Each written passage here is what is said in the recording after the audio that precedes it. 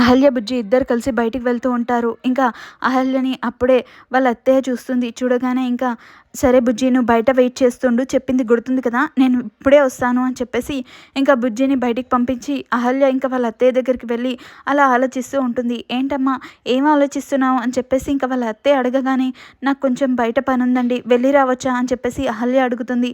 అయ్యో దానిలో ఏముందమ్మా, వెళ్ళిరా అని చెప్పేసి తనైతే అంటుంది. అన్నాక సరే అండి అని చెప్పేసి ఇంకా అహల్య కంగారుగా బయటికి వెళ్తూ ఉండడంతో ఇంకా అప్పుడే సుభద్ర అనుకుంటుంది, ఎలాగో తన గురించి మనకేమీ తెలియదు కదా, కనీసం తనని ఫాలో అవుతేనన్నా ఏదైనా క్లూ దొరుకుతుందేమో చూద్దామని చెప్పేసి తనైతే అహల్యకి తెలియకుండా మెల్లిగా తనని ఫాలో అవుతూ ఉంటుంది.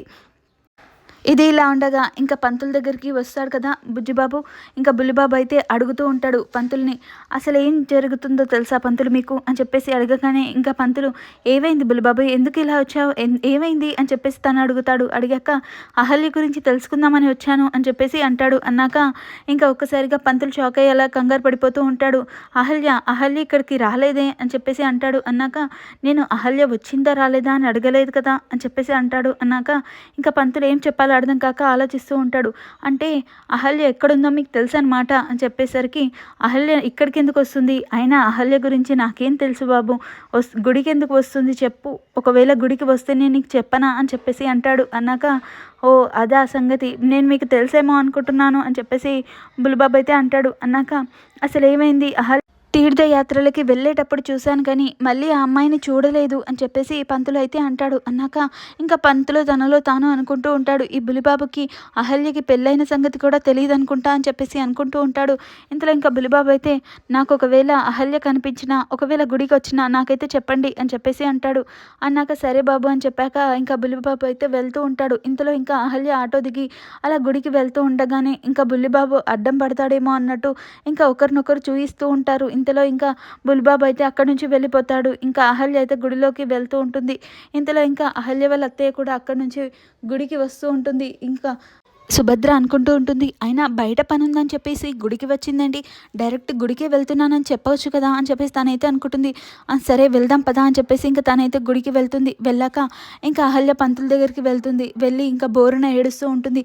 అమ్మ, నేనే నీతో మాట్లాడదాం అనుకున్నాను, అసలు ఏం జరిగిందమ్మా అని చెప్పేసి పంతులు అడుగుతూ ఉండడంతో ఇంకా అహల్య పట్టరాని దుఃఖంతో ఏడుస్తూ ఉంటుంది. అసలు ఏం జరిగిందమ్మా, మీ అమ్మమ్మ గారేరి, అసలు నువ్వు ఆ ఇంట్లో ఎందుకున్నావు, ఆ ఇంట్లో కోడలుగా కనిపించావేంటి అని చెప్పేసరికి బోరున ఏడుస్తూ అమ్మమ్మ చనిపోయింది పంతులు గారు అని చెప్పేసరికి ఇంకా అతను ఏమీ అనలేక అలా ఉండిపోతాడు. ఇంకా జరిగిన స్టోరీ అంతా చెప్తుంది ఏడుచుకుంటూ చెప్పేసరికి, ఓ అయినా దేవుడు ఒకటి ఇస్తే ఇంకోటి తీసుకుంటాడమ్మా, అయినా నిన్ను మీ అమ్మమ్మకి దూరం చేశాడేమో కానీ ఆ కుటుంబం చాలా మంచిది, నువ్వు ఆ కుటుంబంని క్షేమం కోరుకొని ఆ కుటుంబంలోనే ఉండిపోమ్మా, ఆ కుటుంబం చాలా మంచిది అని చెప్పేసి పంతులు అయితే అంటాడు. అన్నాక ఇంకా నాకేం చేయాలో అర్థం కావట్లేదు పంతులు గారు, నేను అసలు ఇప్పుడు ఈ పరిస్థితిలో ఉన్నాను, నాకేం చేయాలో అర్థం అవ్వట్లేదు అని చెప్పేసి బోరున ఏడుస్తూ ఉంటుంది.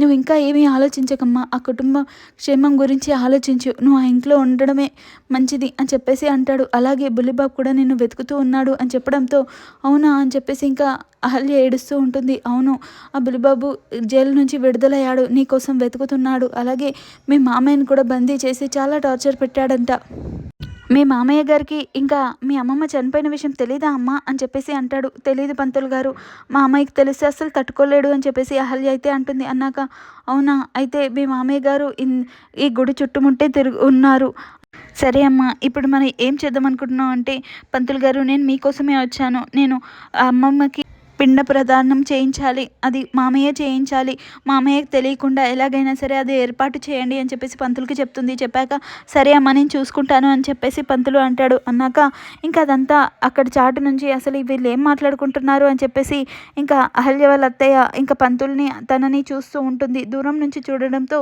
తనకైతే ఏమీ మాటలు వినిపించవు. ఇంతలో ఇంకా అహల్య సరే పంతులు గారు నేను వెళ్తాను అని చెప్పేసి అహల్య అయితే వెళ్ళిపోతుంది. వెళ్ళిపోయాక అక్కడికి ఇంకా వాళ్ళ అత్తయ్య వచ్చి పంతులు తనెవరో మీకు తెలుసా, అహల్య మీకు తెలుసా అంటే, అహల్య ఎవరమ్మా నాకు తెలీదు అని చెప్పేసి పంతులు కంగారు పడిపోతూ అంటాడు. అదేంటి ఇంతసేపు మాట్లాడుకున్నారు కదా, తనెవరో మీకు తెలీదా అంటే, తన మీ కోడలు కదమ్మా, తన పేరు అహల్య అన్న సంగతి నాకు తెలీదు అని చెప్పేసి అంటాడు. అవునా, మీకు ఇంతకుముందు పరిచయం లేదా అని చెప్పేసి ఇంకా వాళ్ళ అత్తయ్య అడుగుతూ ఉంటుంది. ఇంకా లేదమ్మా, తనని మీ ఇంట్లోనే చూశాను, అయినా తను ఇంట్లో అసలు పరిస్థితులు బాగాలేవని చెప్పేసి మొన్న కూడా పూజ చేయించాక ఎటువంటి ఫలితం లేదని చెప్పింది. అందుకే రోజు గుడి తెరవగానే ఫస్ట్ మీ ఇంటి గురించే పూజ చేయాలని చెప్పిందమ్మా. అంతేకాని తను ఇంకేం మాట్లాడలేదు అని చెప్తే, తను చాలా మంచిదమ్మా, చాలా జాగ్రత్తగా చూసుకోండి, చాలా మంచి అమ్మాయిలా ఉన్నట్టుంది అని చెప్పేసి పంతులు అంటాడు. అన్నాక ఓ ఇది మాట్లాడిందా, సరే పంతులు గారు నేను వెళ్ళొస్తాను అని చెప్పేసి వాళ్ళ అత్తయ్య అయితే వెళ్ళిపోతుంది.